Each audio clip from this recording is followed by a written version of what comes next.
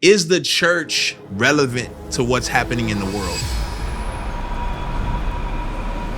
Unequivocally, no. Like, not even close. You cannot articulate the implications of the gospel to the world if you don't understand the implications of the gospel in your own life. There is very little credibility in our message by what we're actually displaying. We're trying to get people to change behavior who don't even have our belief system yet. Why are you doing it? So we're just screaming at culture like, what are y'all doing? It's like, yo, they're like, I never said I believe what you believe. We fighting for the culture. It's like, they like, yo, maybe what we should be looking at as Christians is what is it that's absent from our life that hadn't created an appetite in them that makes them want to climb a tree like Zacchaeus did to see Jesus. The American church can oftentimes function with an industrial complex functionality. How do you navigate that? Well, this is the first time I've ever told this story publicly. All right? Yeah, we love breaking news. So This is The Deep End with Lecrae.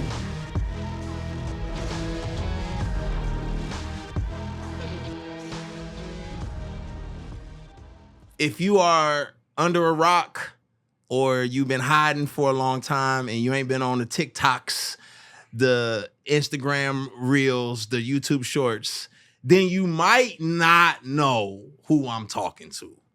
But I guarantee you somebody has sent you a reel, a short, a TikTok with this man speaking some life or some wisdom. It comes across my feed all the time. And maybe that's just a testament to the type of folks that I'll be following. I don't know who y'all following out there, okay? But we have the pleasure of sitting with an author, a pastor, a leader, a husband and a father, and a doctor, as the church folks will say. He a real doc, because pastors be talking about doc, and they don't be docs. He a doc. But man, we have none other than Dharius Daniels. I want to say this. It's not even about all of those particular things, because I feel like you are, in many ways, a relevant voice for the times that we're in. You're able to speak the common man's language to very complex things, which can come with some pushback too. Yeah. So we can talk about that down the line. But there's some historical stuff I want to talk about. You know what I'm saying? But we were just dialoguing offline, and I was like, man, how's your soul? He was like, we can get into it. So I'm like, wait a minute, let's skip the background stuff. Like, how is your soul? What is going on in the world of Dharius Daniels? Yo, man. First of all, I mean this, man. I'm super honored to be here. Yeah. I mean that your work, your ministry, your thinking out loud, whether it's books or podcasts or whatever, I think is just necessary and needed, and been super helpful for me in different ways at different times, bro. So one, thank you for doing this in general. Of course. Then two, thank you for letting me be a part of it. So yeah, let's just get right to it.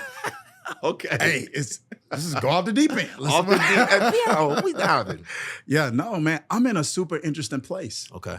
And so when you say like my soul, so I'm gonna say I'm in a discerning season. So like, I don't even know if I could say, yo, things aren't bad, as it relates to my soul. Does that make sense? I don't feel like I'm in a bad place emotionally. I'm not spiraling in some downward spiral with like negative emotions. But I am in a season where I think it's taking this season to discern how I'm feeling about a few things. Okay. And how I'm feeling specifically. Let's just get right to it. Okay. Like how I'm feeling specifically about pastoral ministry in this season. I love this. Yeah. Because let me tell you why I love this. Number one, because people don't see pastors as humans. Yeah. Number one, y'all are like these gurus that don't have to wrestle with anything. Yeah.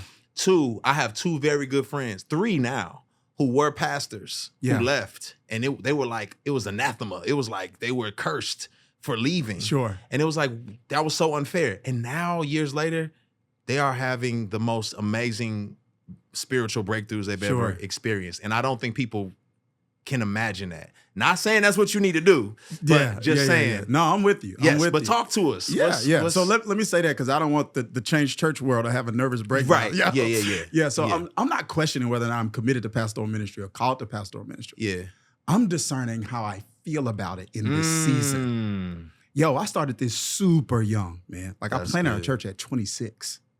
That's crazy. And the world at 26. And when I just say the world, it's like the world in general, but the religious world, when I was 26, was way different than it is right now. So I'm sorting through like, yo, how do I actually feel? I'm committed to it, called to it, not leaving it. I don't have any plans on leaving it or desire to leave it. Yeah. I'm figuring out though how to navigate some of the tribalism, the lack of nuance, the combativeness, the hypersensitivity, the bureaucracy. Yeah.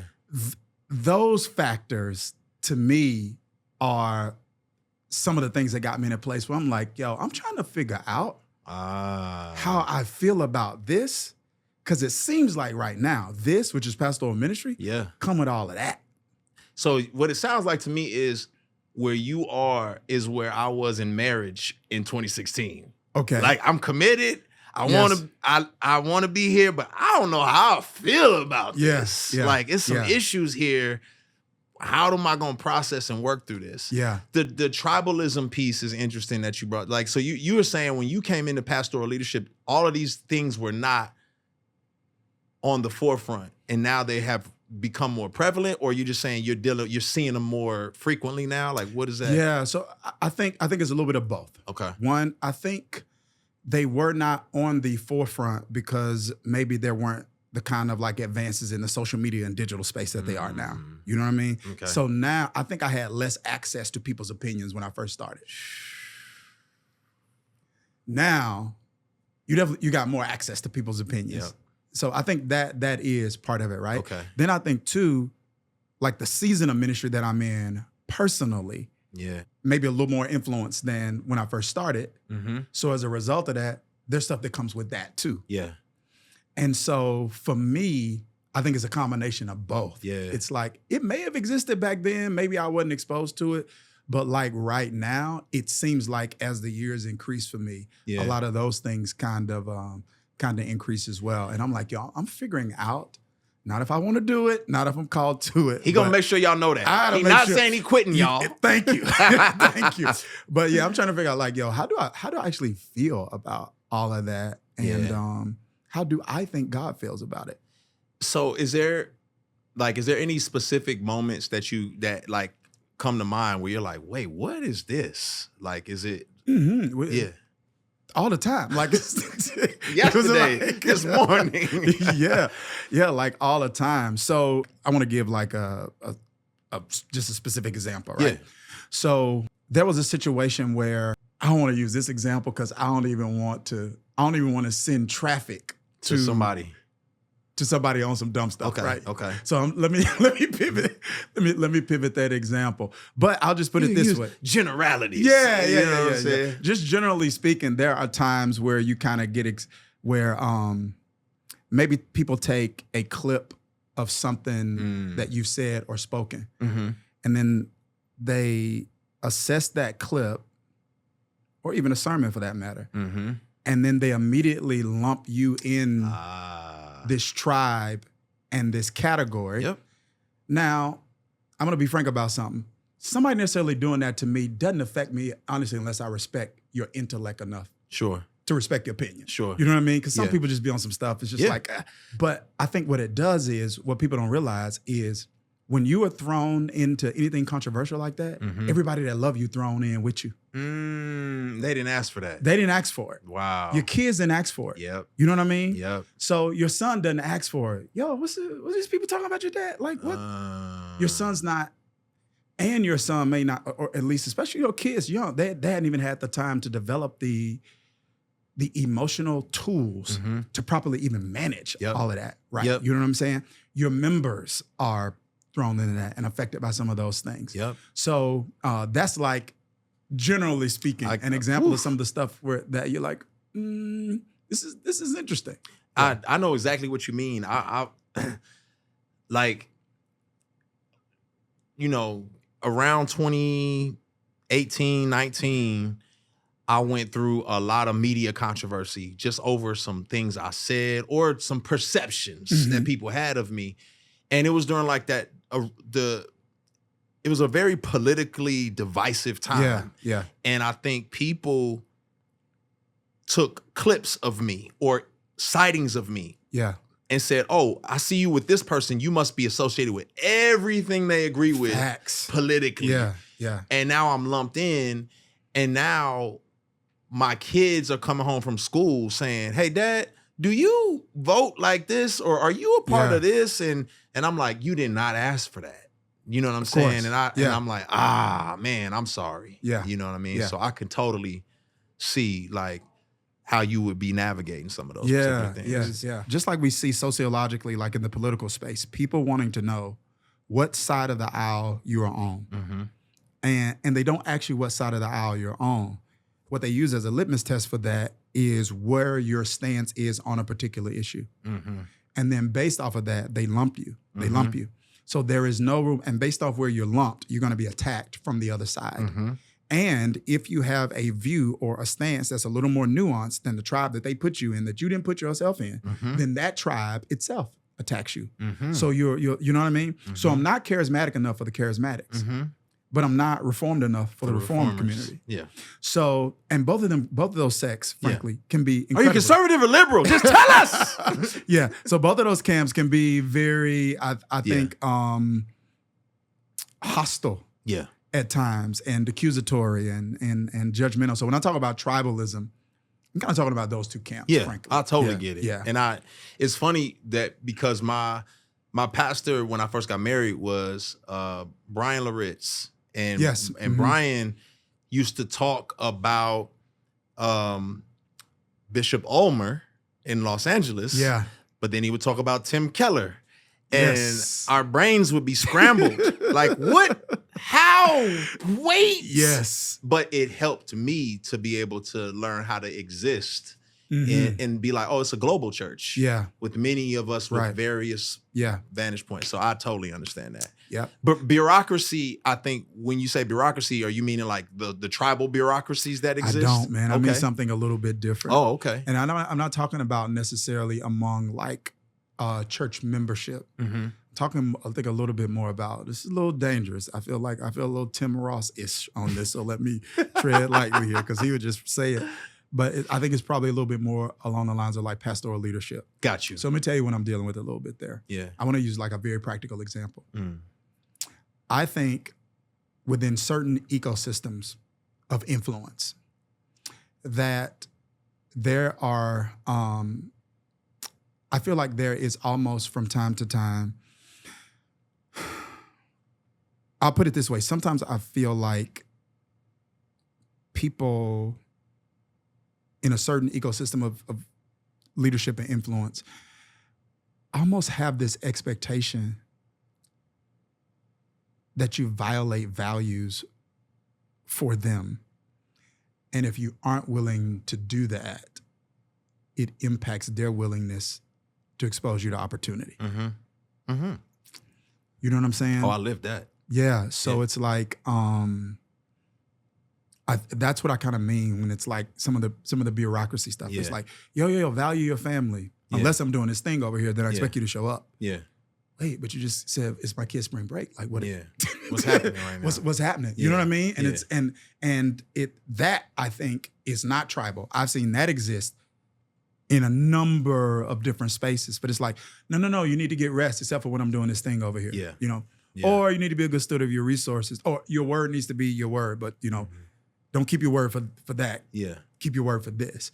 So that's what I mean, like in terms of the bureaucracy, it can feel very political at times. Are we friends, or we working together? Do you care about my soul, or you care about what I can do for the company? Like which one is this? Yeah. Like recently, I was asked to do something, and it was like Mondays are really hard for me. We go 4 times on Sunday, so it's just hard. Yeah. And so that's my Sabbath. So I needed to rest and I needed to recover.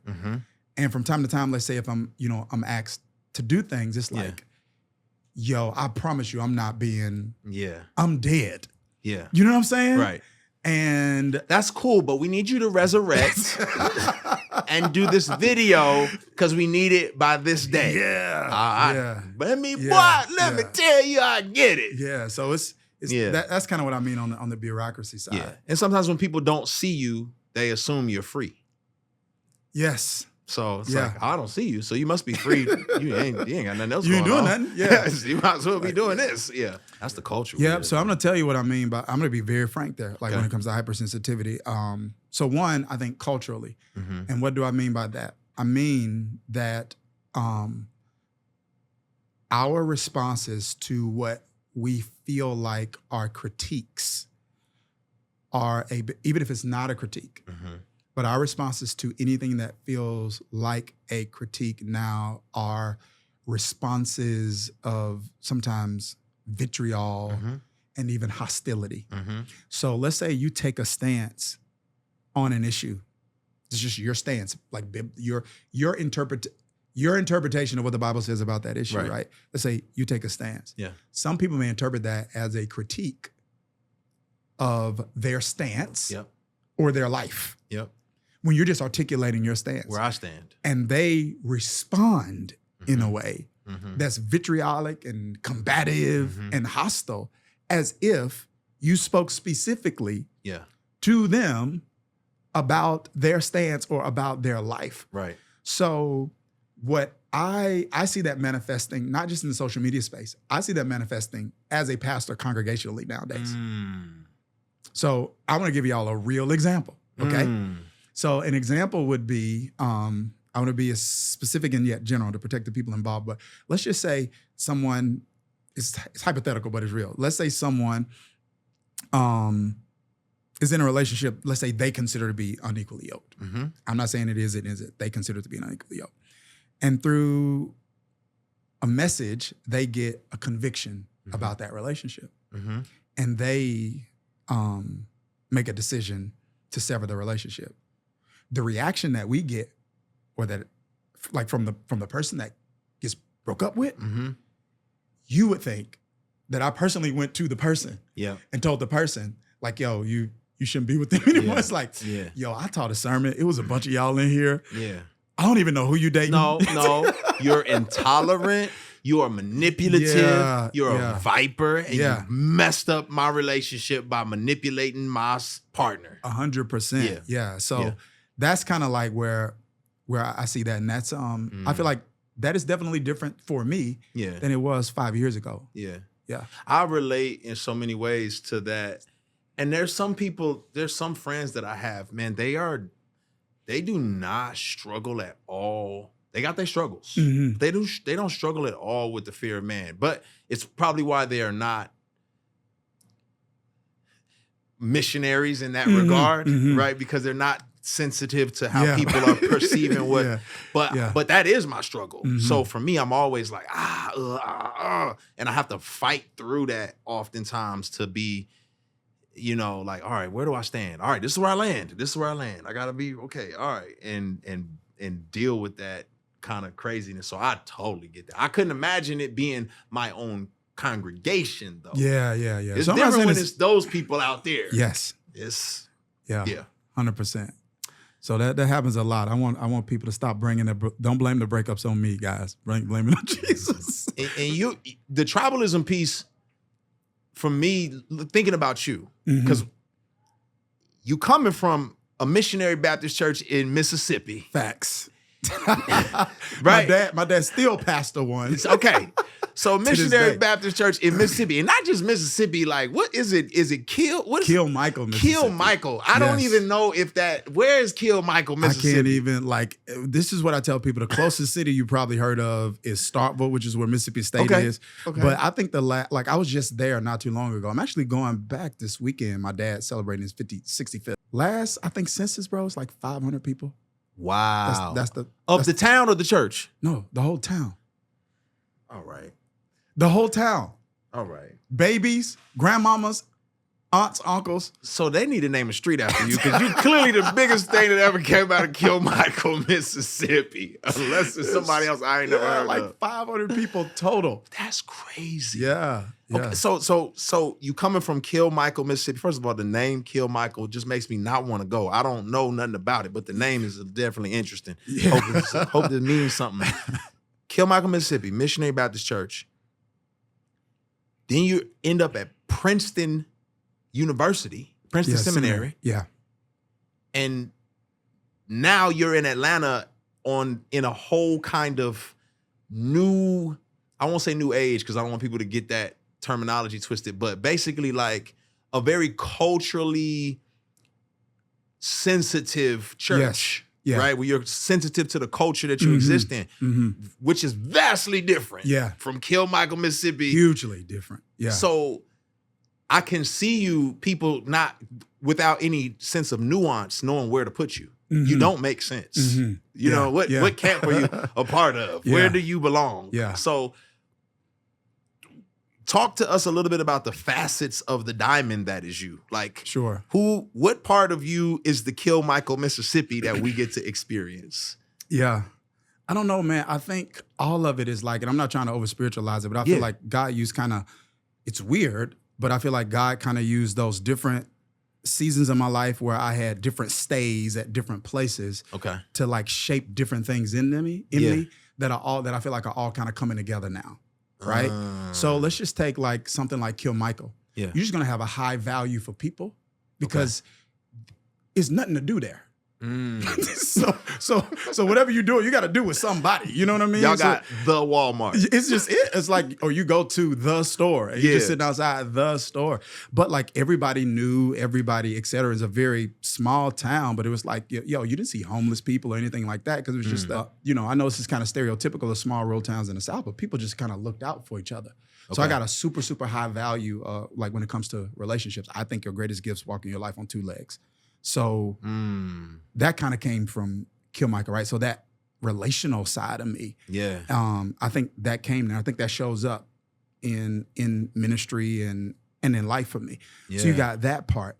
Then you got this part, right? Well, I went to undergrad or whatever, and when I went to Princeton, which here's what that shaped in me.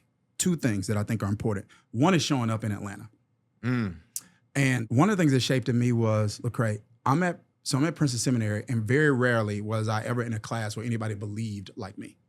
Oh, yes. Because people be at Princeton, they're like, yeah, Jesus.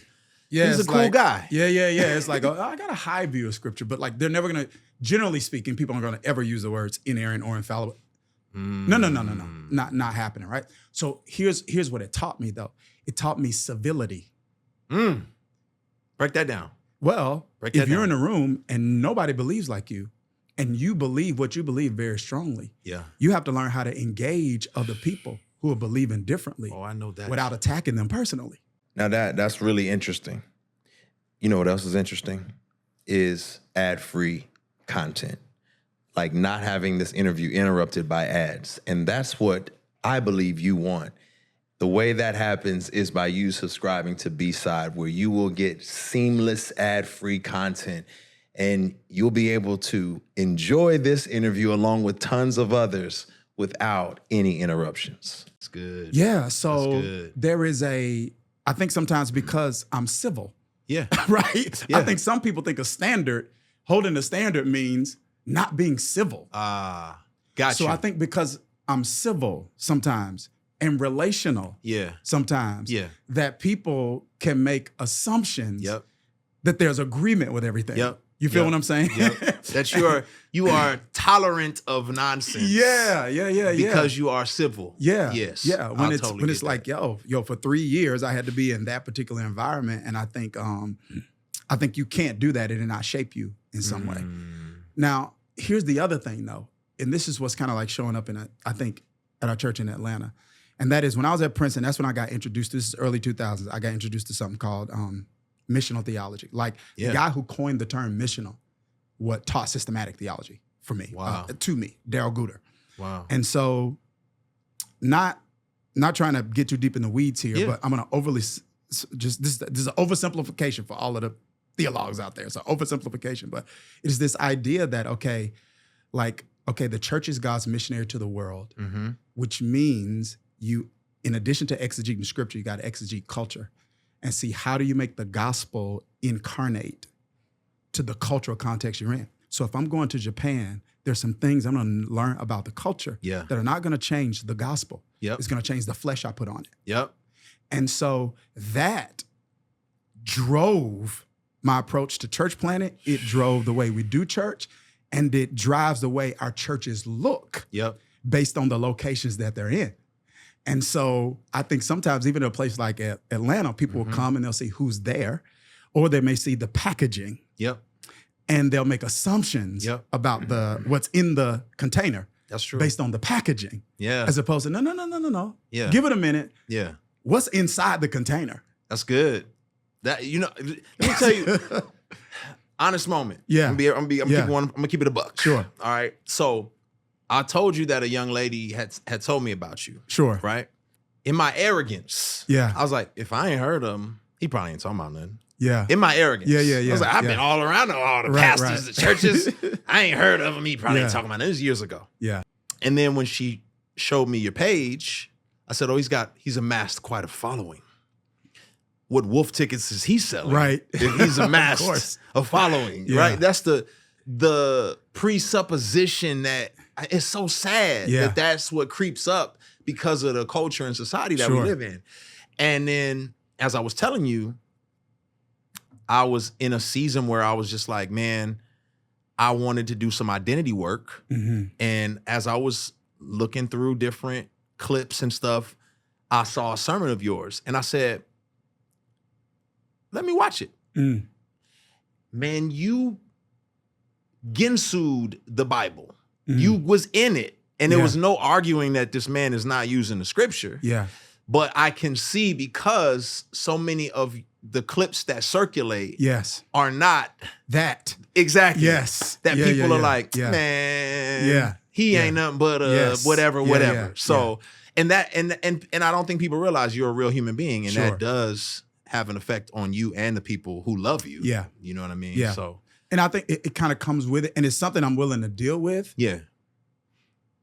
Because of the people I'm trying to reach. That makes sense. Anybody gets it, I get it. I get it. Yeah. What am I doing on the song with these heathens? Heathens, Lecrae, you rapping with heathens. I'm like, listen, man, you got your ministry calling, I got mine. I'm just trying to be faithful with what God put in front of me. Yeah. So a lot of the stuff that I hear you talk about, because I wanna go back a little bit still. A lot of stuff I hear you talk about you have a lot of, in basketball, they say you got a bag. If you can go behind the back, you got all kinds of tricks. He's got a bag. You have it's like, you have quotables for days, right? Like, your bag is deep. I'm like, where'd he pull this from? Where'd he get this from? And oftentimes what I find is some of the stuff that you say is not stuff you can get in a book. It's gotta be lived experience. Cause I'm like, nah, he ain't just read that. Yeah. So what was life like for you to be able to have this emotional intelligence, this empathy? Like, what have you experienced to be able to go there? Is it other people's traumas? Is it your own? Like, what is happening? Yeah, maybe it's a combination of both, man. Okay. I kind of feel like, and we were talking a little bit about this earlier, like, and you mentioned whatever the message you mentioned, I was like, I was probably right in the middle of it then. You know what I'm saying? Yeah. And so I was probably like just kind of teaching out of the overflow of what I had learned to survive the season I was in. Okay. And so I probably dove head first into it, not because I felt like I needed to learn it to teach it. I dove head first in it because I needed to learn it to survive. And that was probably the breaking point for me there was like 2014. Okay. That's when everything in my world changed. Okay. 100%. It changed. I woke up one morning, I can't remember what day of the week it was, but I know it was in October. Yeah. I woke up, bro, I woke up out of a sleep in a drenched sweat, my whole body shaking. And I couldn't stop the shaking. So I'm sweating, I'm shaking, my heart's beating out my chest. Yeah. I'm like, what in the world is going on, bro? And I don't know what it feels like to lose your mind. I felt like in that moment, I was losing mine though. I couldn't even get a coherent thought. It's like I couldn't, so like if you'd have asked me my name in that moment, I couldn't have told you. And I was just at the mercy of that until it just stopped after a few minutes. I just kind of came down. So my wife is waking up, she's looking at me. She's like, what's going on? I'm panicking, you know what I mean? I don't know if it's about to happen again. I don't know what just happened or whatever. So anyway, long story short, one of the things that we ultimately figured out through some help is that I had an anxiety attack, a panic attack. And I'm like, yo, I got an anxiety attack. Like, one, I'm not stressed about anything. Two, I've had no issues with any of that my entire life. And generally speaking, things are going well. You know what I mean? Yeah. And so, long story short, what I found out is that what I was dealing with was, quote unquote, what they call good stress. So you can have low quality problems, high quality problems. Low quality problems as a result of things not going good. Yep. You can have high quality problems, what I call backside of the blessing, problems that are associated with things going very well. And so one of the things that I realized is that in that season, basically, I was dealing with overcommitment. And I was dealing with overcommitment because I was people pleasing. And I was people pleasing because of the absence of verbal affirmation. So I found all of this out in therapy, right? I'm about to say, you've been in somebody's therapy. Yeah. So it was like, so if you ask me to do something, it doesn't matter what I had going on that week. Yep. I wouldn't want you to be disappointed in me. So the way I felt about me was tied to the way you felt about me. So I lived a life where I thought I was being kind. What I was actually being was a toxic kind of nice. Wow. And I thought I was being accommodating. It was idolatry. Yeah. And so that had me in the middle of probably speaking, God knows, during that time, maybe, I don't know, 120 sometimes a year. Excuse me? In addition to the church. Outside of the church? Yes, outside the church. In addition, so it was like 2-3 times a week. It was nothing for me to be gone 4 times in a week speaking. You know what I'm saying? And it's like the accumulation of that just kind of led to my body breaking down, not practicing the principle of the Sabbath. None of those things, man. And so when I started digging deep into that, I kind of realized that I could not fix my schedule till I fixed my soul. Yeah. That my schedule wasn't a problem. It was a symptom. And so what happened is, as I'm going through this, bro, I start reading the Bible and I start seeing a lot of the badness that we see in biblical characters coming back to brokenness that was unaddressed. Feel me? So I'm looking at people like Moses and I'm like, this man striking the rock instead of speaking to the rock.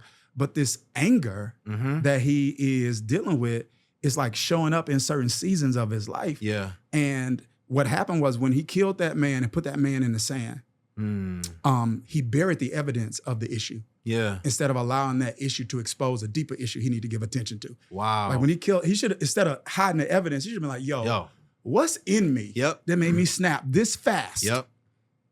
And so what happened was he kept winning without dealing with the issue. And he probably assumed that his ability to keep winning was like God's permission, when God was really giving him an extension. And that's what happened with me. It was like, yo, I just violating the principle of the Sabbath, keep going, not dealing with my issues. And at some point, bam, it all falls apart. And that's what kind of happened with me, man. And it sent me on this deep, deep journey because I had to learn to rediscover who I was outside the opinions of other people. That fear of man is a grown man with kids and a mortgage. And I'm a pastor at this point, and I'm walking through that, bro. So like literally that's where it came from. And for me, the sanctifying of the soul is a lifelong journey. So it's just like, I just committed. I know I'm always gonna have to do that work. I relate to that tenfold. I almost wish I would have had someone to articulate that for me before I had my panic attacks. Being on the backside of a blessing. I mean, some of it was real trauma, but like you said, it's the brokenness that we experienced early on that shows up. In my brain, I always liken it to like, my life is this cup with a paper towel on top of it. And all of the things that have happened in my life are just drops of water on that paper towel. And then one day it just like, it starts to split open. And I feel like that's what eventually happened to me. So I relate to that 10,000%. And I was like, this man has been in the trenches because you've done a lot of self-work and it's obvious. When you've done it yourself, you can see when somebody else has done it. You know, I was like, I'm listening. I'm like, this man, he done sat in some offices. He's been in therapy like me. I heard that before. I know where that come from. But it's so... In my mind, it makes you such a better leader because you can empathize and have compassion for people because you actually know what's been going on. Oh, 100%, man. Yeah. 100%. Yeah. It shifted my view of spiritual formation. I think it's giving me more patience and grace with people who have mistakes. Yep. Because it's like, I think, sometimes people have a view of sanctification where they reduce it to moralism. And it's just like, the way God sanctifies you is by making you more moral. And it's like, he's got to sanctify that soul. He's got to renew that mind. That means that there's some stuff that's driving your behavior that he's got to expose and heal. Like he's got to heal that before you're going to be able to fix this. And so I think it's just made me more patient with people and more willing to get in the trenches with them and to kind of help them walk themselves into healing and wholeness. So what's interesting to me is you said this happened in 2014. So you've been married for a while by 2014, right? Yes. Uh-huh. Okay, so you had undealt with trauma. Oh gosh, where we going? Go ahead. Going into your marriage. So family.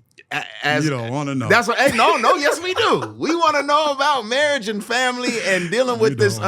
Because a lot of people, listen, a lot of people would look at the picture of your childhood and say, oh yeah, 2-parent household, daddy was a pastor. It's all great. You went to college, you met your college sweetheart. And what problems could you possibly have? Yeah. Yeah. But now we're hearing, I struggled with validation and affirmation. Yeah. I was a people pleaser. Yeah. How was that showing up in your marriage? How was that showing up in your early life, before you had your breakdown? So I'm going to talk about the marriage part specifically. Okay.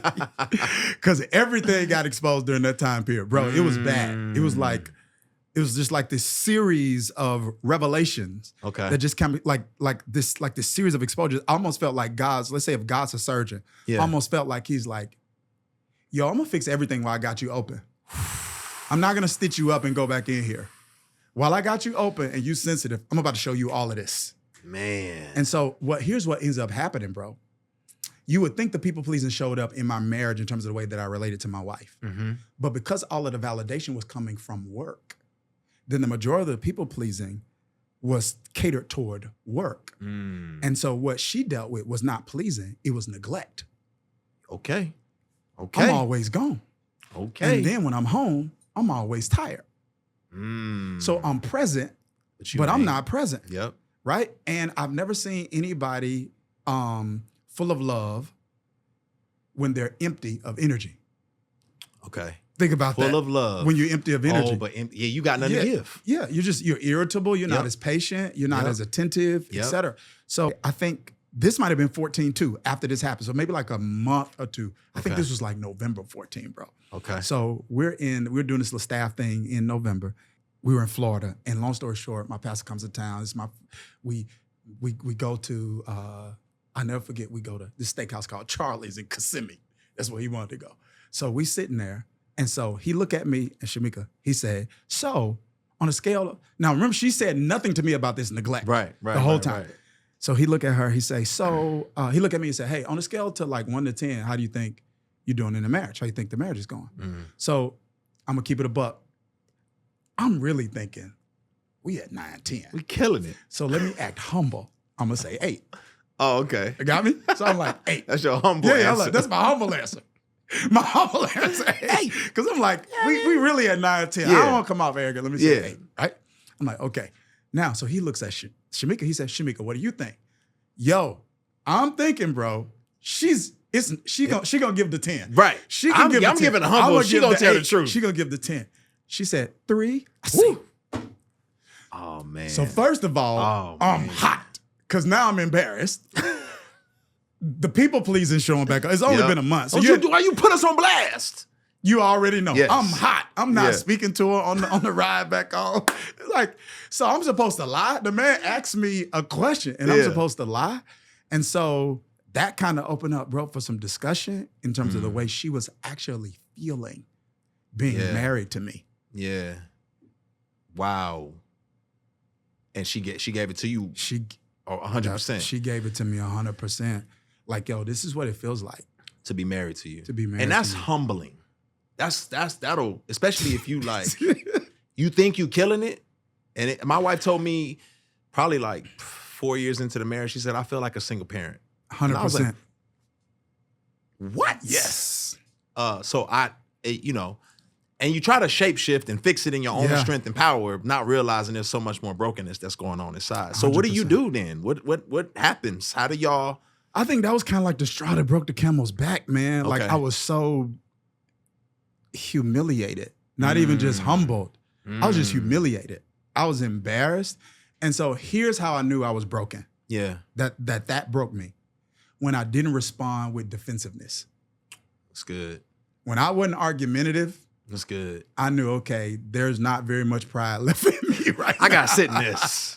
I just kind of got to sit in this. Yeah. And so I really had to relearn what it meant to live life without overcommitment, the absence of boundaries and people pleasing. Yep. Then I had to relearn what it meant to be a husband or to work hard at something. Yeah.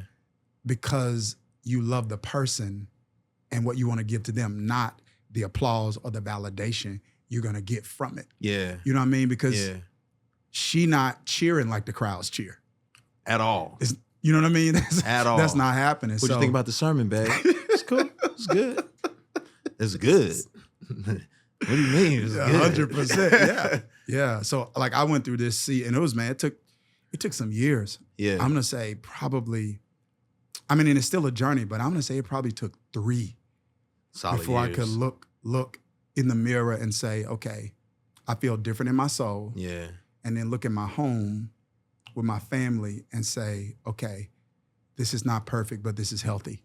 I'm glad you said that it took 3 years before you can feel, because some people think it's a light switch fix, like bing, I did it. Like, and that was my struggle a lot of times is I'm single parent home, gotta figure this out, make it happen in my own power, my own strength, and I'm gonna will myself through. And so when things get rocky, I'm like, all right, well, what book I need to read? What do I need to do? What do I need to change? And I've had to have friends and therapists tell me this is not on the clock. Yeah. This is just when the Lord does the work. Yes. 100%. So I value people saying like years. Yeah.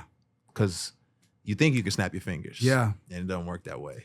Even when you think about, Craig, when you look at this as scripture, right? Most of the stuff that happened instantaneously happened with people's bodies in the Bible, not character. Wow. That's good. Most of the miracles, like you got some quantum leaps in character per se, but it's like, even when you look at like, Peter pre-Pentecost, post-Pentecost, there's difference. But like even in Galatians, when Paul has to confront him, we don't know what it is. We don't know if there was some elitism there, if there was some prejudice there or whatever. He's acting different with Gentiles when Jews are present. Yep. So Paul has addressed that. That's post-Pentecost. So some of that stuff was still in him. Wow. So when you see stuff that happens instantaneous, generally speaking, that's miracles in people's bodies. Character formation, spiritual formation relates to character. You got to play the long game. And so there are moments of miraculous breakthrough, of course. Yeah. But generally speaking, your formation includes breakthroughs, but it is not a series of breakthroughs. You got to play the long game. I'm taking all of that, putting that right here, because that is fire. Yeah. The man's in the text. What you talking about? What are we talking about? Facts. That's the text. Oh man, that's so good. Yeah, I think classism with sins always existed. So I don't think that's a new phenomenon. I think Paul was probably dealing with that a little bit in Corinth, which is why he lumped I think he's super intentional about lumping stuff that were we would say, hey, those two things don't go together. But he would lump them together in a list. He'd be like, okay, you talked about gossip, then you talked about this. Isn't this a whole lot worse than gossip? How would you put those two things together? So I don't think classism is a new phenomenon. I just think depending on where you are in the world, what are the social norms for that part of the world, that's going to determine socially what we are and aren't more comfortable with. And I think what happens in church is just a reflection of that. I would venture to say that if you would let's say we picked out quote unquote, some issues or picked out sins, and we looked at how people in church responded to those sins. And then we looked at how people in culture, I think when it comes to a few of them, you're going to see very similar behavior. You're going to see, and I think that's the issue, is that culture has discipled. Everybody's being discipled. Yeah. The question is whether or not you're being discipled into the ways of Jesus.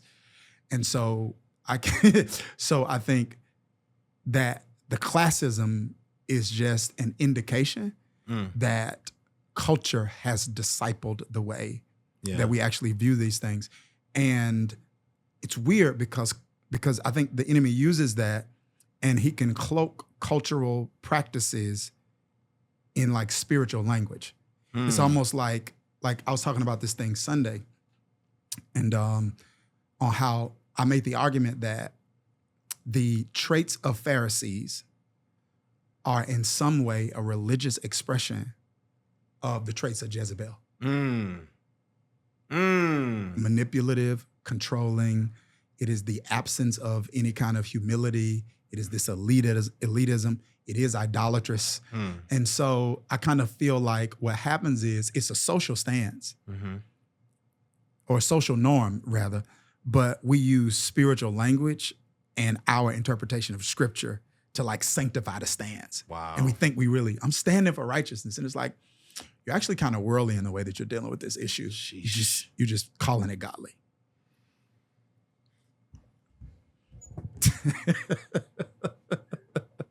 There's so many places I want to go. Cause we still in a, but listen, this is a personal question I have. Sure. Cause I'm just curious. Yeah. I was a frat boy in college. Yes. Okay. I know you was in a fraternity. Yeah. Your wife was in a sorority. Y'all met at a party. Yes. Okay. Now, Now it was a party step show, something like, I think it was a party. Yeah. Okay. So y'all met y'all met in the college scene. Yes, 100%. How then, because my brain can't, and maybe you was a different type of college student than I was. Okay. My brain cannot comprehend how I could have married the sorority girl as the frat guy, and then we would end up the pastor and the first lady of a church 20 years later. What is that process? Do y'all have a moment of where you like, we need to be more serious about the Lord? Like, or was it from the onset? Like, was it? I think our story was a little different because one, I think when people think about like frat life for me, it's like, frankly, Lecrae, I haven't been into a fraternity meeting since I graduated college. So it's that long ago. But I went to this like little small liberal arts school. Okay. So it wasn't that lit. Yeah. So when people think like, yo, you was wild, it's like, it wasn't that lit. Okay. That's why I was actually at her school. We would go to her school. Yeah. Because it was more lit. Like it was bigger and you know what I mean? Okay. Like our stuff was kind of like, all right. Yeah. You know y'all what I mean? came to learn. We did. It was like one of those schools, bro. Okay, It wasn't on it. It was like a super academic kind of environment. So like we would have to go to Jackson State in Jackson, or we went to Hattiesburg or whatever. Okay. So I think we both, like when we met, we both were like, she grew up Christian and I grew up Christian. So I think we, what happened with us was a little different because we both kind of knew the Lord. Okay. We were just, I think, in a process of surrendering. That's and good. I think the time that when we met, we just both kind of helped each other. Yeah. In that way. Was that that makes sense. something you were looking for, or was it just God's divine providence to put y'all together? Providence. Wow. Yeah, I'm just looking. I'm like, she like I like him. You know what I mean? Like we at the place. I didn't know. Like I had seen her around or whatever, so I hadn't known her. But I was like, yeah, I like the way she looked. She gave me her. I'm getting ready to walk out the door or whatever, and she gave me a phone number, and it just kind of happened that way. It was like God's straight up. It was like just God's divine timing, and it was. I feel like 100% she made me a better Christian. Yeah, and I think she would probably say the same thing. So I would say probably, I don't know, man. Maybe so. Let's say we started dating in the spring. When school started back, she wasn't at parties no more. Okay. Y'all were really shaping and locked sharpening. in so fast. That makes sense. Yeah. It's like when she went back for fall semester, it was like, nah, they gone to the club. I'm in the room. That's encouraging though for folks out there who like ended up in a situation and it was like, man, we didn't intend this, but God can like really transform it and use y'all to shape each other. Yo, I'm gonna tell you something that would happen early on though. So like when we first started pastoring, like I told that story and people just, I feel like people have these filters that affect the way they comprehend stuff. Yeah. So it was almost like people took that. It was like, yo, I can find my man in the club. Yeah, I was like, wait. No. Hold on. We saying he can work out the fact that you already did something. And y'all man in the club. And then I was like, you know what? I'm going to start telling that story differently. I got you. And I just started giving details again, like recently, because people would take that and just like, what are you doing? Y'all men in the club. Y'all men in the club. Out, bro. Gotta work it out. You feel me? I'm out here evangelizing dating. You dig what I'm saying? I'm a finder. So you leave Mississippi and you went to New Jersey. Yeah. Now I heard somewhere or read somewhere that your intention was to become an attorney. Yeah. Okay, so how does an attorney become a pastor? It's just basically something the Lord made me surrender. Okay. So that's what I went to college to be, an attorney. Oh, wow. And even when I accepted my call to ministry, like midway through college, my plan was, I had seen a lot of this, most of the pastors in rural areas, they bivocational. There's no such thing as a mega anything in a rural. That's right. The whole town, 500 people, bro. Like, what are you talking about? My man is the doctor, right? The pastor. No, yo, straight up. I tell this story, bro. And I just saw him when I went back home not too long ago. I just saw him. There was a guy, it was 2 police officers. One guy who covered the night shift, he drove my bus during the day. My school bus? Yes. Yo, I'm telling you. Officer Jenkins is the school bus driver. Yeah. So we were, it was my plan to go to law school. That's my point. Okay. And so even when I accepted my call to ministry, my thought was, I'm just going to be like what I saw in my dad's church. I'll be like one of the associate ministers who, you volunteer your time, you teach Sunday school and Bible studies and stuff like that. Yeah. And then I do my job throughout the week. And I wrestle with that, fam, until my second semester of my senior year. So from my sophomore year to the second semester of my senior year, I wrestled with that. And it was only the second semester of my senior year where God pried the Isaac of law school out of my hands. That man said it was the Isaac of law school. Oh, yeah. It was the Isaac. It was the 100% to Isaac. And I think, and he never took away the desire for it. Sure. And there are times, even now, I still have to wrestle with what life would have been like doing that. Yeah. I totally understand. You get especially for somebody who, in so many ways, like affirmation, validation, like that's a stamp in a lot of ways. It's like, yeah, but look what I did. Socially. Yes. It's a social stamp. Whereas pastoral ministry is a stigma. Yeah. It's a scar. It's a blight. It's like, you talk about brand challenges. It's like, you say you're a pastor, it's like, okay. Oh. And then don't let you have stewardship over a larger congregation. Yeah. Then it's you automatically just it's even worse there. So how do you avoid? Okay, because you left Mississippi to Jersey, which is crazy to me. Like I would have had a culture shock personally. Yes, it was very different. Culture shock. But I want to fast forward a little bit and. How do you avoid? Well, let me not ask that question yet. Why did you go to New Jersey?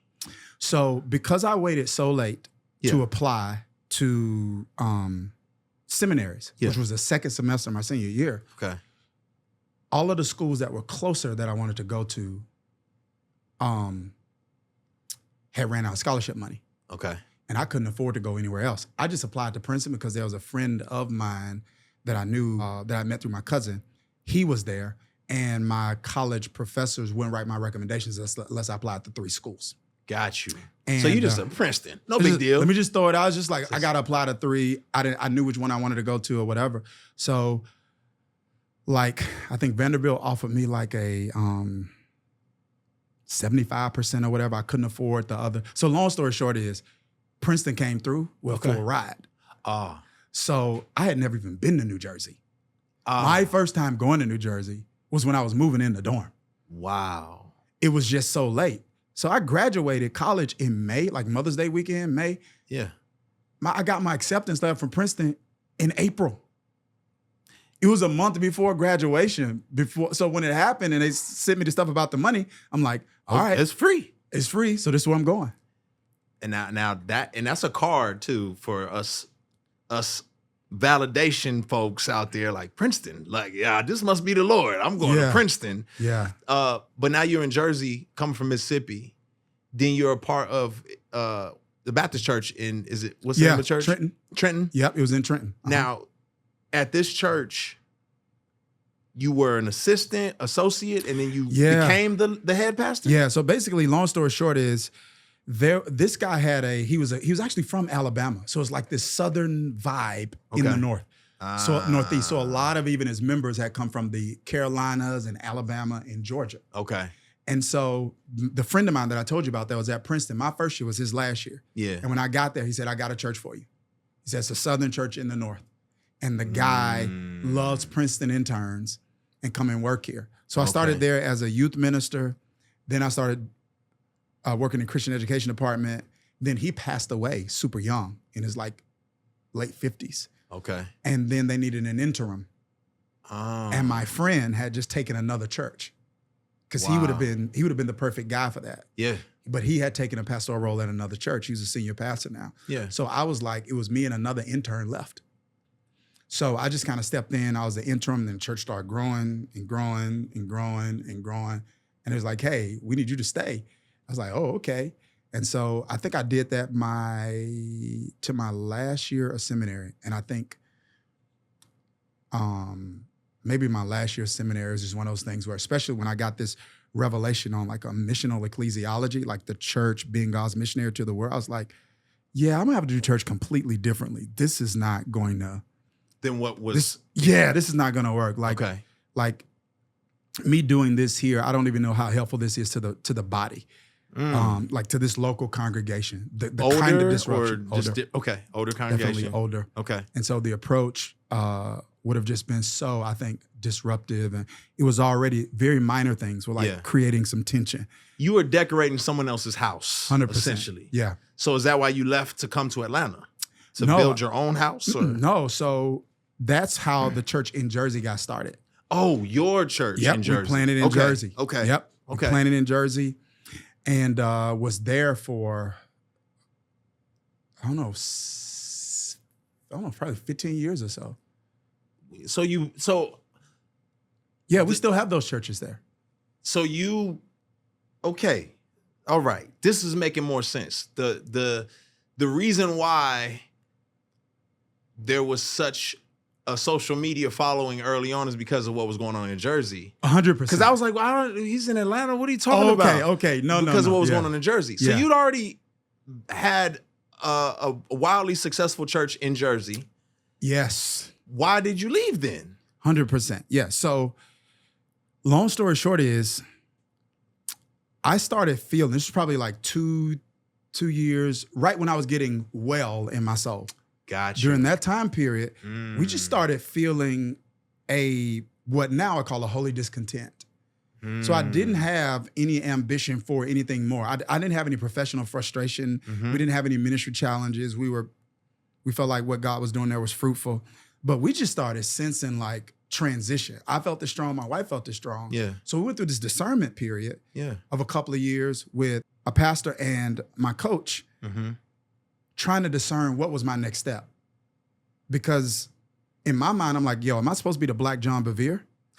Like, do I come out of this? Because I'm going to hold whatever you give me with an open hand, God. Because I didn't ask for this, right? I asked for law school. So whatever you want to do, I'm with. So we just kind of went through this discernment period, man. And we just felt like, all right, are we supposed to give this over to somebody else in New Jersey and we start somewhere else? Am I supposed to join somebody's team? It was just really a season of discernment. And just kind of what we discovered was what our next steps were. It wasn't this or that, like Jersey or somewhere else. It was this and that. Okay. And so that's kind of how, through a series of events, we ended up here in Atlanta. And why Atlanta? Well, it wasn't going to be Atlanta. I'm going to tell Lecrae, this is the first time I've ever. We love it. We love breaking news. I don't know, but it's the first time I've ever told this story publicly. All right. Yeah. I've never told this publicly, but I'm gonna tell it. So long story short, we were going through that discernment period. We thought God was calling us to LA. So we started doing these monthly events because we had a following there in terms of our analytics with our stream. Yeah. So we started doing these in-person events there once a month. Yeah. And we were priming there. So we were like, okay, well, what we're doing now in Atlanta, we thought we were going to be doing in Los Angeles. Okay. We were going to base out of there and have the plants. Yep. Okay. So we literally, we We went down there. We took the kids down there. We did recon, whole 9 yards, took the kids to the school. They take a little test to get into school. Oh, wow. My wife get ready to sign the contract for the school. And she looked at me and said, I'm about to sign this contract and send this money. Are you sure? And I had, using Pentecostal charismatic language, a check in my spirit. Like this sense of intuitive restraint. A shanda. Yeah. And I was like, yo, let's wait a minute. And I said, let's go back out there. Yeah. And I just felt like when I went, I just felt like, pause. So I actually talked to my coach about it first. And he said, yeah, so I don't think you should do it right now. I was like, you're just not telling me that. He was like, it's not my job to tell you what to do. He said, I think you need a tweener move. He said, I think you not being present is going to be so disruptive to your congregation and your team organizationally. You need to be somewhere closer for a minute so that they can get accustomed to operating without you walking in and out those halls every single day. And he said, if you're all the way on the West Coast, if something happens, it's going to take you a day to get back. He said, you need to be in a place where if something happened in the morning, you're there by noon. And so we had spent a lot of time in Florida or whatever. So I got the kids together and I said, hey, and my wife and I, we got them together and say, hey, we're going to go to Florida for a couple of years.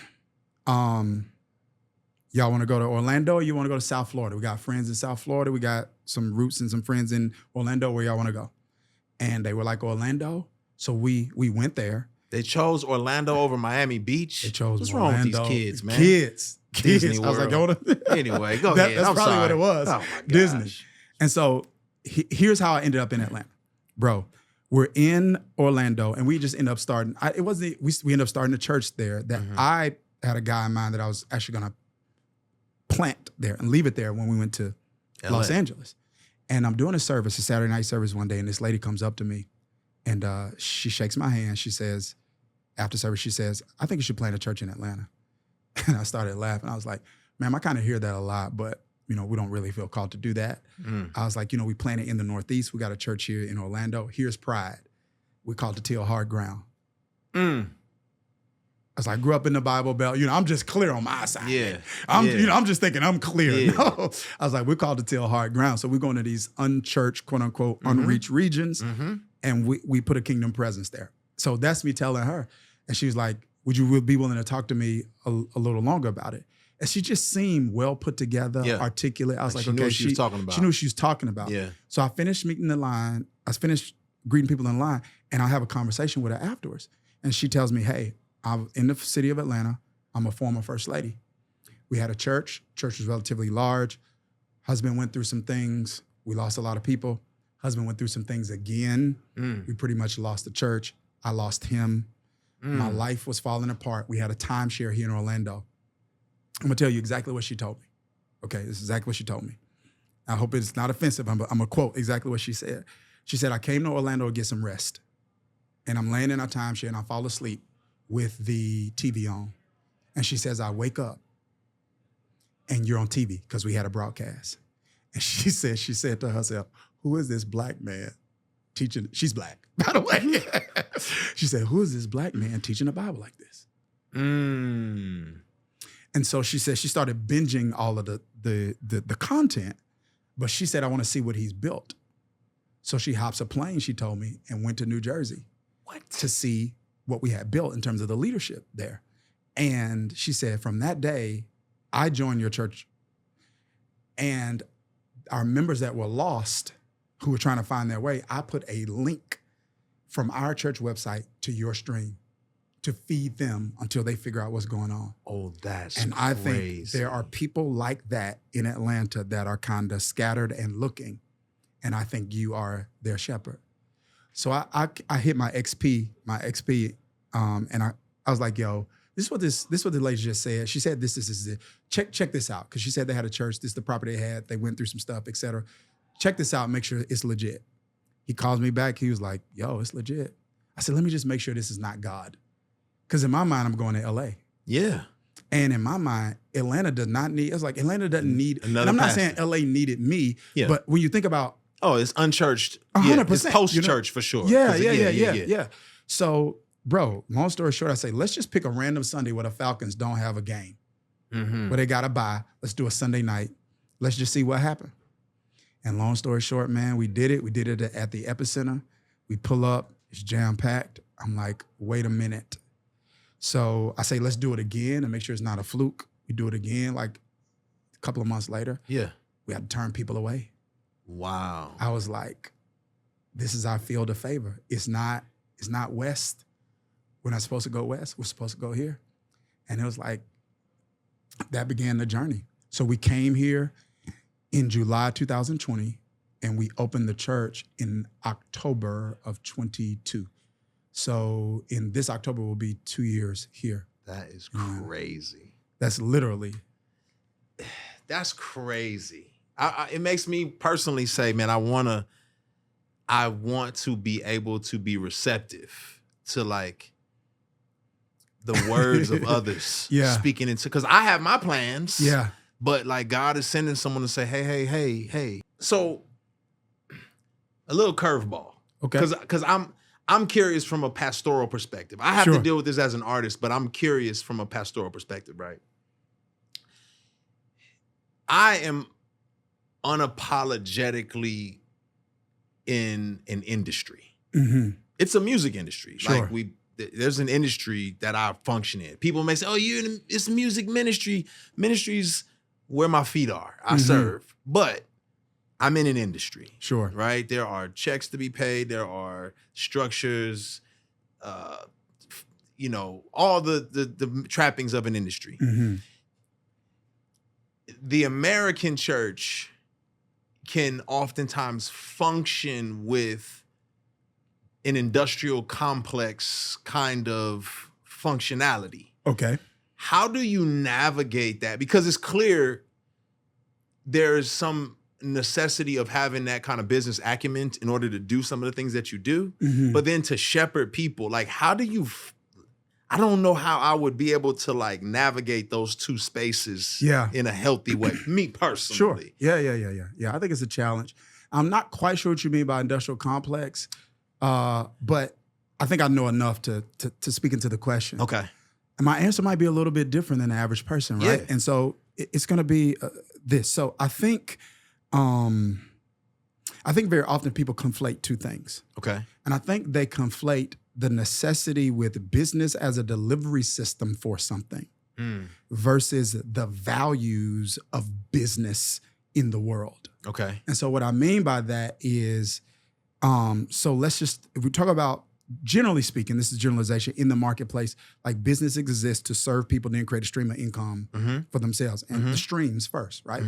So get it. Absolutely no problem with that. And so I think what people can, if they see similarities in the church in terms of like structure or anything along those lines, right?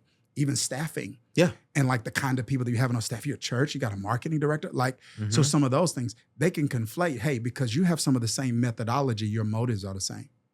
That's good. Okay. And then it's like, no, not necessarily. All business is in its purest form, it should be a delivery system for value.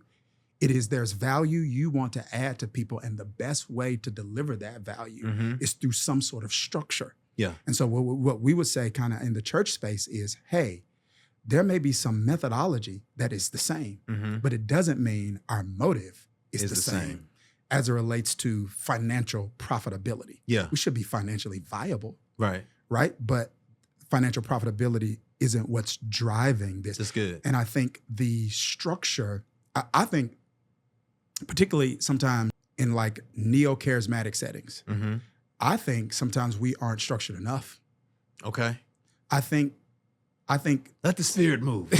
Whatever the spirit wants. I think generally speaking that the structure exists not to serve the institution, but the structure should exist to serve the people. Is there a clear pathway as it relates to your spiritual formation process? That should be structured, that should be organized. Is there a clear pathway in terms of how do people who have teaching gifts get properly prepared theologically to actually utilize those gifts in the context of a congregation? And should the congregation be able to trust that leadership has put a process into place to vet the character and the competences of people who will be opening that Bible and teaching them truth? That's good. Without structure, you aren't able to do that. Yeah. Without, I think, a degree of resources, both human and financial. Yeah. And physical in terms of property. You won't be able to do that. So here's what I would say. I would tell people leading a church, generally speaking, is similar to owning a restaurant, but the people get to pick what they give. The people get to pick. The price is set by the people. If they want to give it all. That's the part. And so that's the part where I think, this is just me being honest. Sure. Where I would struggle is because in my heart of hearts, I know that this is God's and these are his people and I'm serving them and they get to decide what they want to give. Yeah. The achiever in me would find a way to justify how we should reach more people by making things bigger and by challenging people to want to be a part of that vision. Got it. Right? You know, and when I say industrial complex, I mean it's like, well, why don't you have this many members? They have this many members. Why don't you do this? These has this and they have this and these are the structures that make you successful. Yeah. I could definitely see that. Yes. I get it. And conferences even, you got me. Yes. You understand? We read, okay, yes. So I'm just, here's the formula. It can be very formulaic at times. And we've seen a lot of those infrastructures crumble because the motives got mixed. Yes. And so to me, I guess that's more of the question I'm asking is, how do you protect yourself from that? Like, you know, I don't know, and maybe I should. Yeah. I think one of the things that has helped me and served me well, though, is my motive for kind of getting in it. Maybe a little different than others. And I'm not saying other people have aspirations for it. Yeah. But law school was an Isaac for me. Yeah, you understand? Yeah. This was not the thing. This was not the thing. I totally get that. I see this thing as something God has trusted me with, and that I trust him. That's good. To place me. That's good. In the position that is the highest and best use of me. Yeah. It's still not what I would have picked. Yeah. Let me tell you, if anybody gets that, I get that. I was not sitting at home like, I can't wait to be a Christian rapper. Yeah. I'm gonna be the biggest Christian rapper in the world. Like that's not like a calling card for me. Yeah. It's a little bit different. And I'm gonna tell you what also. Let's just off the deep end. Yes. Then personally, I'm in a position where my personal financial interests are not tied to the viability of the church. Okay. So that may be a little different. I'm not saying people are wrong if that's not their reality. I don't know. But for me, that also it kind of helps with the purity of the calling. Yeah. Because I know, I'm doing this because I'm called. I feel like this is what I was born to do. This is what God wants me to do, et cetera. And I don't have any personal motives. That's good. For making sure that this is viable. Yeah. Because if this is viable or not, my family's gonna be okay. That's by good. God's grace.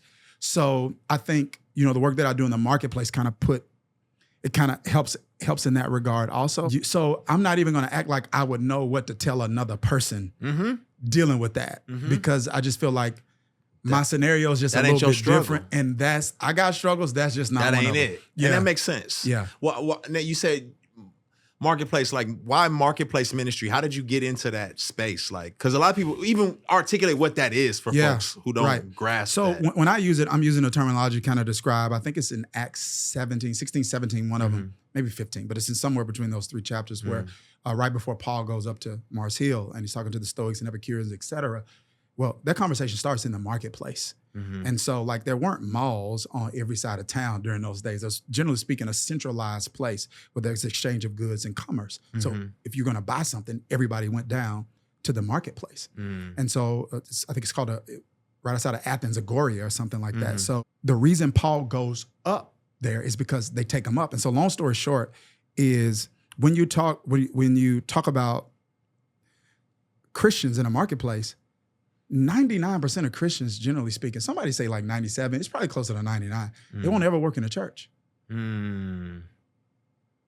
At all. Right? Yeah. And God's given them natural ability, acquire skill, and spiritual gifts. But we're only giving them spiritual gift assessments to see what they can do in church. Mm-hmm. It's 168 hours in a week. How many hours are they gonna spend in church? 2 maybe? Mm. So God gave them gifts to use 2 hours a week. Mm. Mm. So we haven't discipled people to deploy gifts in the place where they're gonna spend 99% of their time. I love that. That's the marketplace. They're gonna be there. Many of them are gonna be there more than they're in their own homes. Yeah. And so the marketplace is not just a place where there's exchange of goods and services. Yeah. It's a place where there's exchange of ideas.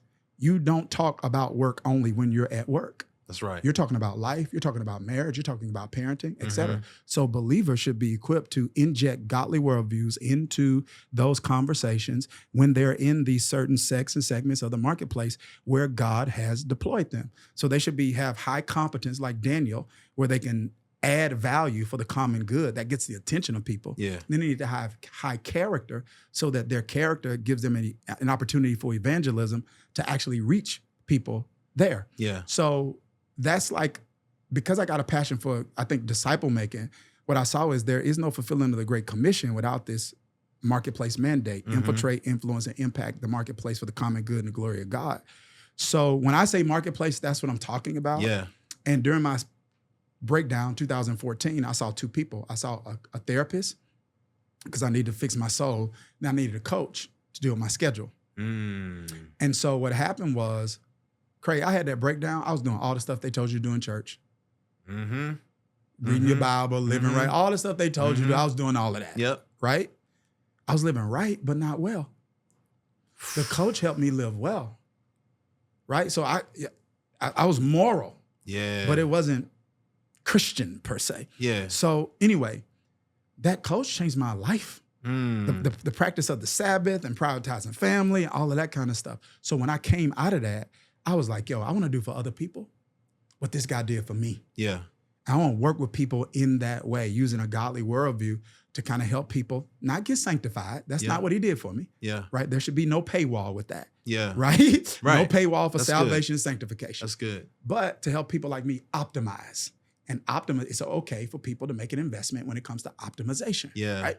So I got a desire to do that. So I got certified. I learned how to do it. And I was just doing it in the context of my church and my team and our congregation. And then what happened is, bro, long story short, my mom had some health challenges and she would always have these migraines.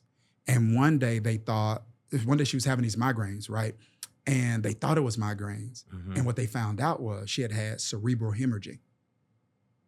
So my dad's secretary calls me.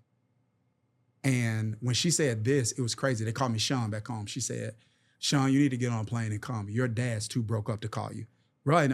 My dad accidentally did something with a gun, almost shot himself in the hand. He bleed. He be like, oh, it's all right. I put a rag on it. When they put some oil on it. It'll be all right. I put a little alcohol on it. Dad, your thumb is falling. I put a little alcohol on it. It'll be all right. So when she said that, I knew it was a problem. And so she survived it. And by God's grace, he brought her back. But after that, she's just never able to work again. So I'm sitting in Jackson, Mississippi at the hospital where she's at. And I said, you know what? The average person, probably my age, only has to think about taking care of the generation down, his kids. I got to think about not just down, but up. And I don't want to think about church that way. Yeah. But I need to be in a position to get resources.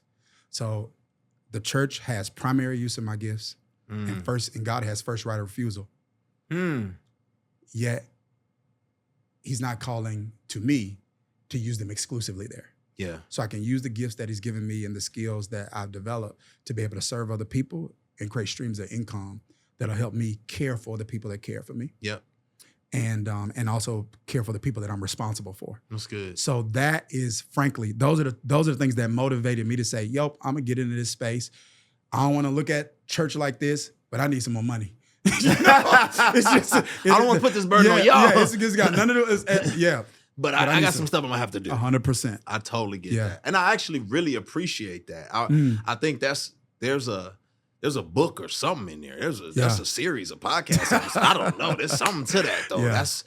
That's phenomenal. I'm not gonna hold you too long, but there's a couple questions that I'm curious. And then we gotta put you underwater. You know, okay. We do this little underwater kind of situation. But a couple questions that I have is like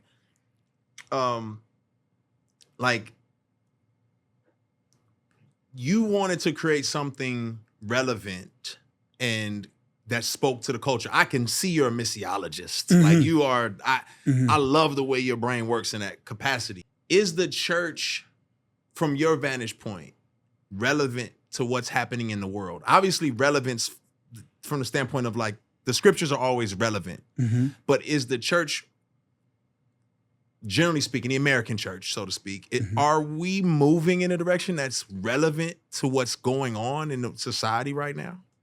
And what could we be doing better? So here's what I would say. And when I say the church, I'm talking about the parts of the church I'm exposed to. Okay. That's also one of the things that Princeton helped me with too, right? It's like, I met people that was like, I'm a Quaker. I was like, what's a Quaker? I'm from Kilmichael, Mississippi. What's a Quaker? You know what I mean? Or somebody was like, I'm a Mennonite. What's a Mennonite? What is that? So I'm literally having to, get online to figure out what people are. It's like Episcopalian. Wow, Lutheran. Wait, okay. Now, what do you believe? Like, I don't know. So, but I'm talking about the second segment of a church that I'm exposed to. So, do I think the message of the gospel is relevant? Yes, absolutely. Do I think we're doing a great job of sharing and showing its relevance? Unequivocally, no. Okay. Like not even close. Now, I feel very strongly about that. It's a heaven no. It's a heaven no. Okay. And I'm gonna tell you why. I'm gonna tell you why I think this is the case. It's two reasons primarily. The first reason that I think this is the case is you cannot articulate the implications of the gospel to the world if you don't understand the implications of the gospel in your own life. That's good. And so what impact is the gospel having on the way you're actually go beyond your morals? And I'm not saying morals aren't important. Of course they're important. Yeah. Right? Yeah. But beyond ethical, some change in ethics. Yeah. How's it affecting the way that you treat people? How's it affecting the way that you see your work? How's it affecting the way that you actually parent? How's it affecting the way that you handle people that you disagree with? And so what I see is an accumulation of an accumulation of knowledge because people are assuming that more knowledge equals transformation. I even heard a person say one time, the gospel is just the gospel. It's not the implications of the gospel. And I'm like, you're wrong. Like it's like, and maybe I'm wrong, but I think you're wrong because here's what we know. We know, let's just take the cross in and of itself. It's been redeemed to have theological meaning. It was capital punishment. Yeah. It's the equivalent of a Lecrae chair. Yeah. So they didn't create a cross for Jesus. He was hung between two criminals. Right. So the cross in and of itself is a sociological reality. It's not a theological reality. We redeemed the meaning of it. For sure. So now when we see it, we don't see Roman capital punishment. We see something completely different. So if Jesus' death alone, right? You said Jesus died. That's a historical event. The implications of it make it good news for us. What does the death mean? Because so did two other people on the cross. They died also. Yeah. But Jesus' death was unique. Yes. And we have to articulate the implications of that on a person's life. And so if we aren't able to do that with our life, there's no way we're going to be able to do that to the issues that exist in culture. So I just think what we're doing is we're screaming. We're talking about invading culture with Christianity. What we're really trying to invade culture, we're invading culture with somebody else came up with the term, but I learned it from Dr. Kendall Dean, moralistic therapeutic deism. So it's this, we're trying to get people to change behavior who don't even have our belief system yet. So we're just screaming at culture like, what are y'all doing? It's like, they're like, I never said I believe what you believe. We fighting for the culture. It's like, they like, we never said we believe what you believe. Maybe what we should be looking at as Christians is, what is it that's absent from our life that hadn't created an appetite in them that makes them want to climb a tree like Zacchaeus did to see Jesus? What is it that we're not displaying that's not making them come to us like Nicodemus came to Jesus at night and be like, you are rich where I'm poor and I need what you have. So I think that's the greatest hindrance. There is very little credibility in our message by what we're actually displaying. Okay, I gotta ask this as a follow-up because this is so good. First of all, man, you dropping a lot of gems. It's like, and the way you seamlessly weave in and out of academia to like common man's speech Yeah. is really a gift. Like everybody can't do that. I've been to Stanford and heard to me, it's like a megaphone where they're saying an inverted megaphone. They saying a whole bunch of stuff in that thing, and it just only thing that comes out is a little bit. Sure. You know what I mean? Yeah. And I mean, you're doing like you are able to like really narrowly say very complex things, but it like hits everybody in a profound way. I think that's amazing. To follow that up, like because it's obvious what your intent is and your mission. And I'm asking you this because I have similar passion and and the struggle rises up for me. Yeah. In your attempt to think missiologically, you get mistaken for being simplistic, seeker sensitive, accommodating. Yeah. How do you navigate that? Like, or I mean, is it just an internal struggle you're trying to figure out now, or like, what does that look like? What has that struggle look like? It's a great question. It's been a struggle, and I think when I say it's been a struggle, it's twofold. Like internally, one, it's like, okay, hey, I want to. So let's say like with Jesus, it's like, okay, yeah, the common man heard him gladly. That's what the Bible says. So it's like, okay, hey, yo, so I want to. Even the kind of Greek that he spoke, was koine, right? Okay, so I get it. So I wrestle internally, like, I want to use phraseology. I want to use parables that are relatable to people, right? I want to, how can I incorporate, like, I call it like parabolic preaching. Like, okay, if Jesus were telling parables nowadays, what would he use? Would he use anything from pop culture? So it's like, okay, what is or isn't appropriate for pop? You know what I mean? For pop culture, from pop culture. Where's the line between what actually serves the message and what doesn't? Yep. Is there a way I could have got the same point across without doing that? Yet at the same time, for me, I'm preaching to 3 seats, Lecrae, whereas some people aren't. They maybe they don't want to or they aren't called to. It's the unbeliever. Like, so somebody brought somebody that's doing all sorts of stuff, right? Like maybe new age spirituality or whatever, right? So the kind of she got crystals in her purse, right? right. You feel me? So they in there. Then the newer believer is in there, someone who's kind of beginning their journey. Then I just straight up, I got people like me who were born in church. Like if they 40 years old, they've been in church 40 years and 9 months. All of them are sitting there, and so it's like, okay, I've got to be able to one, environmentally, we got to serve all 3 of those demographics. But then as it relates to my speaking, it's like, okay, yo, so all right, are we leaning too much to that first seat right now? Okay, wait a minute, is this, so sometimes I'm looking at myself and I'm like, okay, Dharius, that's too much fluff. Okay. I'm talking about, this is like recent. This isn't like a past struggle. It's a constant tension. And so like I've recently, probably over the past month or so, made a shift because I've looked at some stuff and I was like, okay, this is good to get the 1 and 2 seats. It's not going to move them to the 3rd seat though. Wow. So I need to move the person from the 1 seat to the 2nd seat and the person from the 2nd seat to the 3rd seat. So how can I distribute the content in a way that's good that, okay, I hit you, but I'm moving you, because the difference maybe between our church and my calling and someone else's is I'm not just called to the 1st seat. And if you want to stay at the 1st seat, we probably not the church for you. But if I don't make some shifts, then it's really easy for you to stay at that 1st seat. So it's an internal tension I feel like I deal with. And then there's always the external stuff, right? Like, so for some people, it's like, yo, you too deep. For other people, you're not deep enough.